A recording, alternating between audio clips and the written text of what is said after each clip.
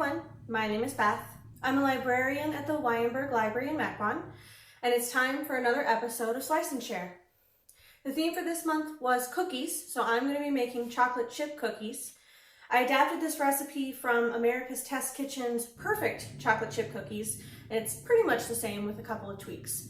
As always, the recipe is in the description below, so feel free to take a look at it.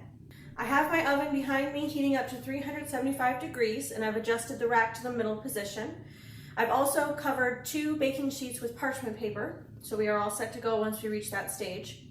The very first thing I'm going to do now that I'm actually ready to make my cookies is I have 4 tablespoons of unsalted butter in a bowl in front of me here. Behind me, I have 10 more tablespoons of butter in a skillet. I'm going to gently melt and then brown that butter in the skillet, and then pour the browned butter over the butter in the bowl so that they melt and mix together. I will check back in with you once I'm done. All right, so my butter is nicely browned. You can see it's a nice nutty color. I'm gonna go ahead and pour that over these 4 tablespoons of butter in my bowl. And now I will stir this melted butter together with the unmelted butter until they're combined and melted. All right, my butter is all melted and nicely combined. Now I'm going to add half a cup of granulated sugar, 3/4 of a cup of packed dark brown sugar, and 1 teaspoon of table salt. And you can use light brown sugar if you have it or if you prefer it, but I like dark brown. It makes a much deeper flavor. And I'm going to whisk these together until they're just combined.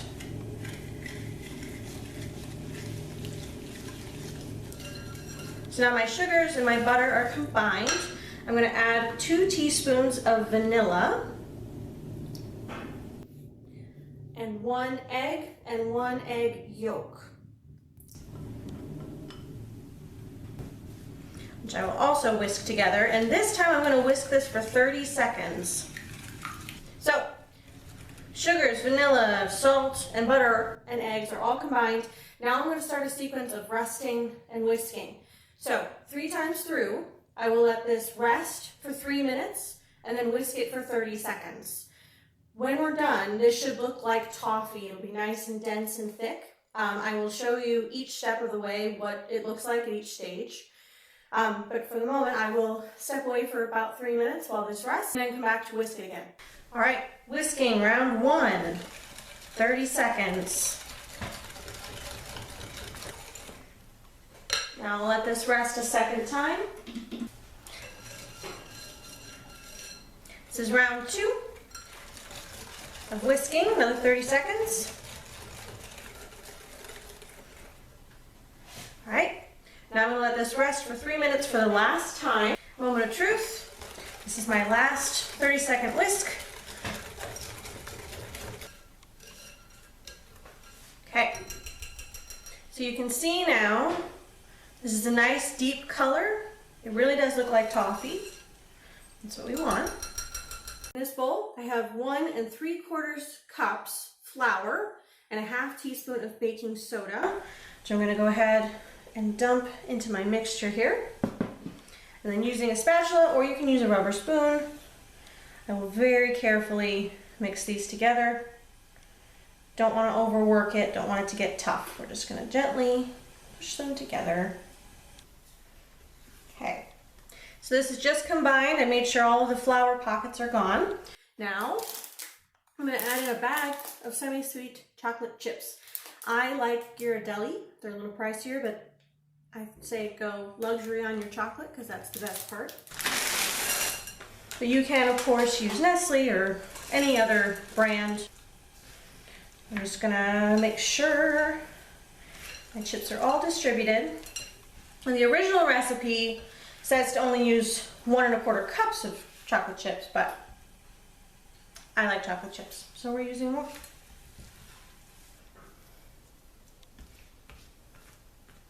Beautiful.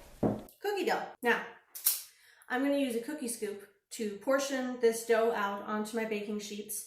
It's going to make about 16 cookies, so there'll be about 8 dough balls per sheet. If you don't have a cookie scoop, you can also use a tablespoon. You should make 3 tablespoon sized dough portions. They make nice big cookies, which I prefer personally.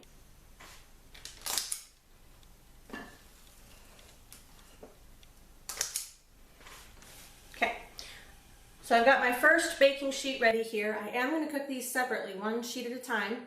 So these are going to go into the oven for about 10 to 14 minutes. I find that in my oven they're usually ready within 11 or 12 minutes. 5 minutes in, I'm going to check in on my cookies and rotate the sheet so they bake evenly all around. What I want is for the edges to set, the centers to be soft, and the whole cookie to be puffy and golden brown. So I'll check back in with you when that's done. All right, these are fresh out of the oven. This is my first batch. So the edges are set, centers are still soft, they're puffy, they're golden brown, a little darker than I'd like around the edges, but that's just fine. So these are going to rest on their baking rack, on their baking sheet for the next 10 minutes. Then I'll transfer them to a wire rack and I'll let them cool before I eat them. Again, as always, the recipe for this is in the description below. Feel free to take a look at it. Thank you for tuning in, and I hope I see you next time.